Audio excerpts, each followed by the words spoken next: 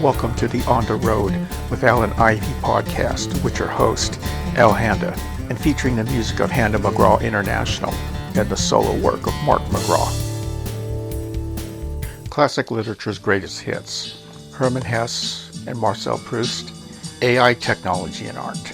Hermann Hesse's book, Steppenwolf, doesn't have chapters, so it's difficult to reference the location of many of the passages in dialogue which have relevance to today's debate about AI and art.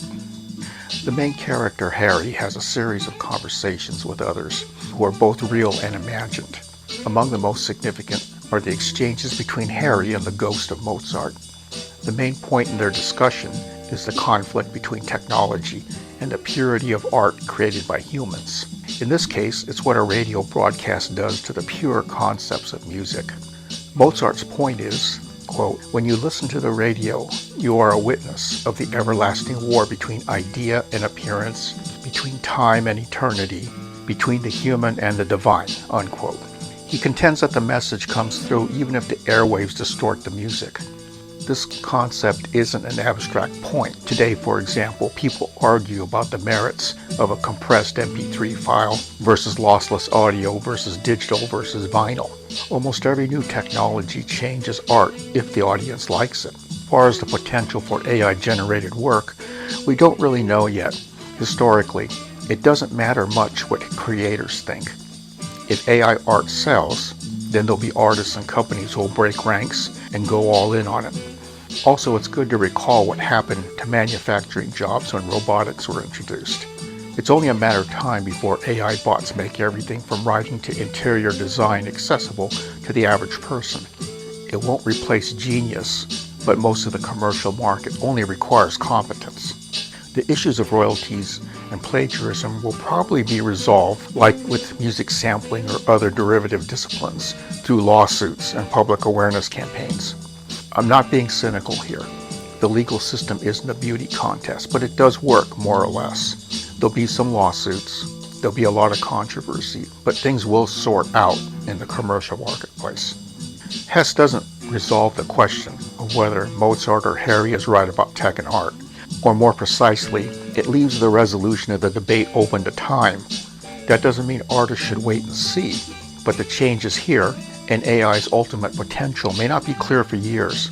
However, AI-generated art won't reach its potential without human artists. Continuing on, Marcel Proust's overture from Swann's Way and how to write a great opening chapter. The thing about Marcel Proust's Swann's Way is he wrote an opening chapter that only a human could write. If you want an example of a writer that AI would find nearly impossible to duplicate, it would be Marcel Proust. The first chapter feels like he drew random thoughts or subjects out of a hat and then wrote a chapter that connected those in an interesting stream of consciousness that, as rambling as it might seem, gives the reader a clear sense of his personality. The opening overture walks a thin line between flightiness and nailing the feat of putting on paper the moment-to-moment images and thoughts of a human mind.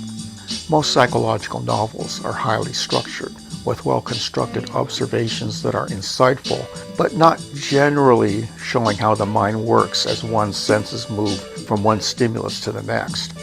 Literature can be the product of input and reactions laid out and organized with reflection, observation, and context added later after the first written draft.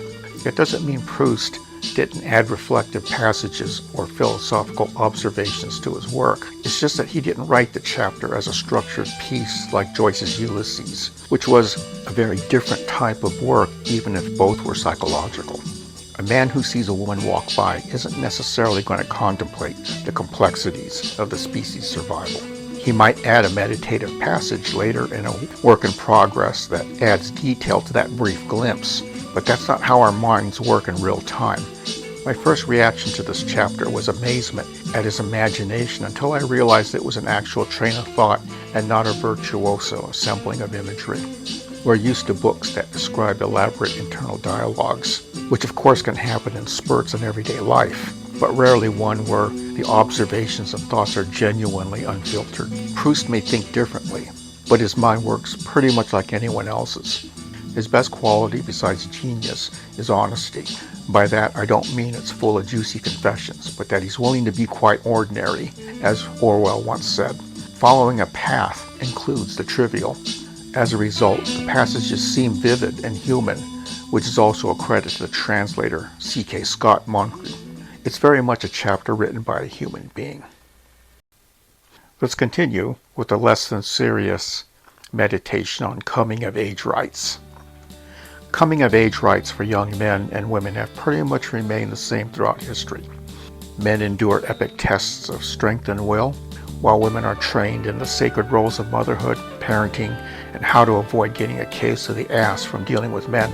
Some cynics have suggested that a woman's parenting training applies to men and children, while others insist that following a man's orders requires no special skill. While accurate attribution for such insights isn't possible due to the degraded condition of the ancient source material concerning motherhood that was discovered in a Chicago 5th Street Salvation Army bookstore section in 1989, the debate does appear to be divided along male and female lines. Further investigation on the subject on web search engines yielded opinions too incendiary to reprint here, and as all were created under false names, the data is only suitable for internet-grade research. However, there is an admittedly tenuous historical link from 1856 to some Sumerian cuneiform tablets that were actually about astronomy, claiming that men are from Saturn and women are from Venus. Although maturity is a desirable quality in men, the historical record isn't clear as to when it became so, though, and women's opinions on the subject weren't documented until maybe last year. It's always been treated as an optional quality, since women have to do the thinking anyway and be the adult in situations that doesn't involve fisticuffs, watching football games, and farting exhibitions. I should note that I'm oversimplifying for the sake of brevity, but the accuracy of my facts here should fall within acceptable internet standards of truth. I would put it at about 5% accuracy. Getting back to male rites of passage, what constitutes coming of age depends on what society believes are the first steps to adulthood. In addition, how society defines maturity depends on the sex of the person, regional customs, and how long one can get away with extending the adolescent stage, which generally depends on income level. I've given the subject of this mystical transition a great deal of thought, and several avenues of inquiry were considered. Hollywood was ruled out because there are already 1 million films about young men trying to trick women into having sex, and it's not clear if they actually attain maturity after doing so. Rock songs were never seriously considered, leaving books as the fount of transitional wisdom. The thing is, the modern age is complex, even if human emotions and frailties haven't changed very much. A rite of passage can now be more of a simple transition to adulthood, which in ancient times came as soon as possible, as parents needed extra hands in the fields, and the king needed cheap labor for tasks below the dignity of the royal person. I tend to define such rites as a life experience that profoundly affects a person's development or direction. It can mean the end of innocence, a realization about the true nature of something, but most of all, a moment of time when one finds their true self. It doesn't necessarily mean you live happily ever after. Joan of Arc chose a path that led to persecution and a painful death. Many explorers faced deprivation and death in remote places, and a great many artists achieved everything but material success. A simple and possibly inadequate way to put it all was that all of them found what they had to do. You've been listening to On the Road with Alan Ivy. The music of Honda McGraw International and Mark McGraw can be heard on Spotify, Apple, Amazon, YouTube, and dozens of other streaming sites. You can read my written works, On the Road Alan Ivy and Delta Snake Review on X and Blogspot, Kindle Vella, and Kindle Unlimited. Thank you for listening.